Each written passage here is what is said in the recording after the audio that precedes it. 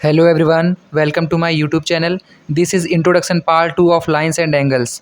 आज के सेशन में हम लोग लाइंस एंड उसकी कुछ प्रॉपर्टीज़ के बारे में डिस्कस करेंगे। जिस भी स्टूडेंट ने अभी तक इंट्रोडक्शन पार्ट नहीं देखा है उसका लिंक डिस्क्रिप्शन बॉक्स में दिया गया है, आप वहां से जाकर वो देख सकते हैं। सबसे पहले हम लोग देखेंगे एडजेसेंट एंगल्स के बारे में। एडजेसेंट एंगल्स होते क्या हैं? Two angles with the same vertex and one common arm are called adjacent angles. ऐसे एंगल्स जिनका वर्टेक्स सेम होना चाहिए और एक आर्म कॉमन होनी चाहिए तो उनको हम लोग क्या बोलते हैं? Adjacent angles. जैसे इस एंगल में देखिए, यहाँ पर हमारा वर्टेक्स ओ सेम है और ओ बी आर्म हमारी कॉमन है, तो angle angle A O B और एंगल बी ओ सी हमारे कैसे एंगल होंगे? एडजेसेंट एंगल होंगे।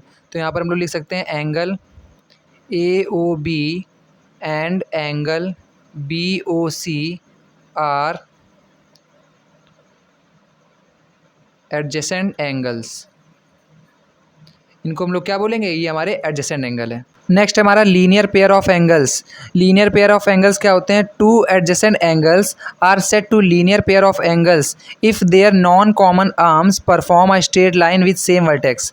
हमारे दो एडजेसेंट एंगल्स को लीनियर पेयर हम लोग कब कहेंगे? जब उनकी नॉन कॉमन आर्म, ये देखिए इसकी, ये हमारा एडजेसेंट एंगल है और ये वाला एडजेसेंट एंगल है, इसकी नॉन कॉमन आर्म कौन सी है? O A and O B. जब ओ ए और ओ बी हमारी स्ट्रेट लाइन परफॉर्म करेगी तो ऐसे एंगल्स को बोलेंगे हम लोग स्ट्रेट लाइन एंगल्स या लीनियर पेयर ऑफ एंगल्स। तो इसमें लिख सकते हैं angle A O C and angle B O C are linear pair of angles और इनका सम कितना होगा? 180 degree. Angle A O C plus angle B O सी का सम होगा 180 डिग्री। इनको हम लोग लीनियर पेयर ऑफ एंगल्स या स्ट्रेट लाइन एंगल्स भी बोलते हैं। नेक्स्ट है vertically opposite angle.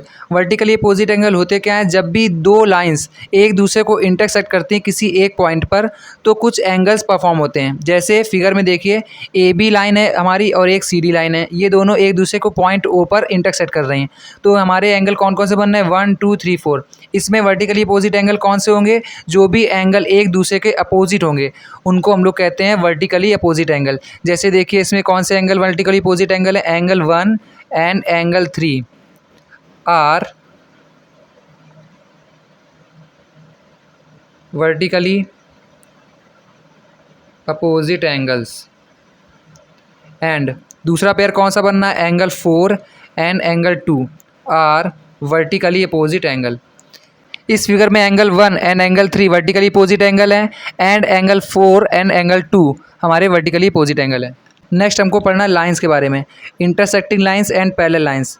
Intersecting lines क्या होती हैं? ऐसी लाइंस जो एक दूसरे को इंटरसेक्ट करती किसी पॉइंट पर, उनको हम लोग बोलते हैं इंटरसेक्टिंग लाइंस। जैसे फर्स्ट फिगर में देखिए हमारी A B and C D line है, इंटरसेक्ट कर रही हैं एक दूसरे को ओ पॉइंट पर, तो ये लाइंस हमारी कैसी होंगी? Intersecting lines. लेकिन पैरेलल लाइंस क्या होती है? जस्ट इसका अपोजिट।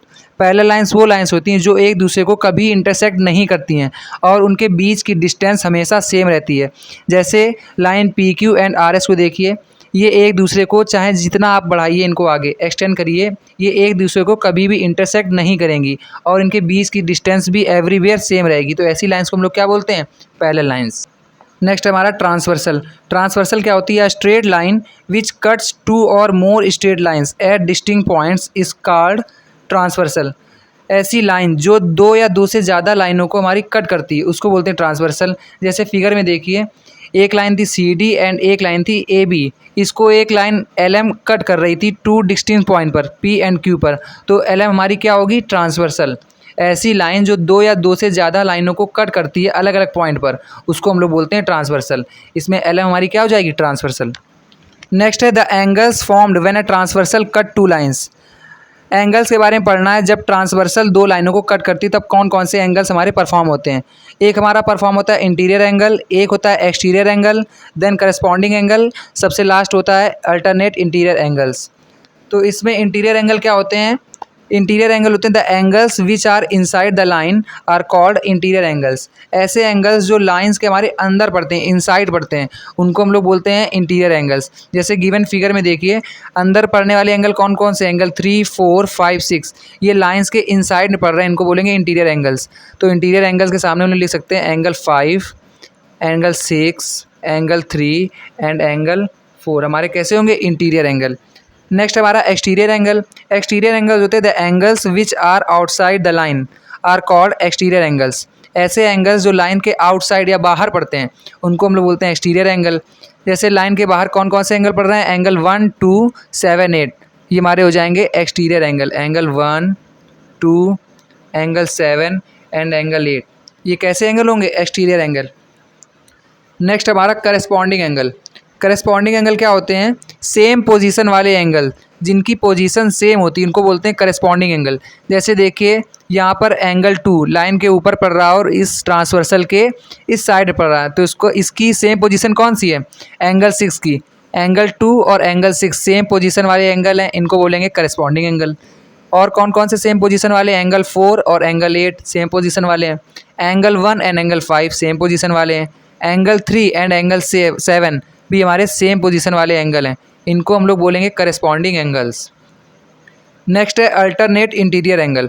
अल्टरनेट इंटीरियर एंगल क्या होते हैं, अंदर वाले एंगल होंगे, इंटीरियर वर्ड लिखा हुआ है इसमें, लेकिन अल्टरनेट यानी कि इसको हम लोग 4 का अल्टरनेट कौन सा होगा, 5, 3 का अल्टरनेट कौन सा होगा, 6।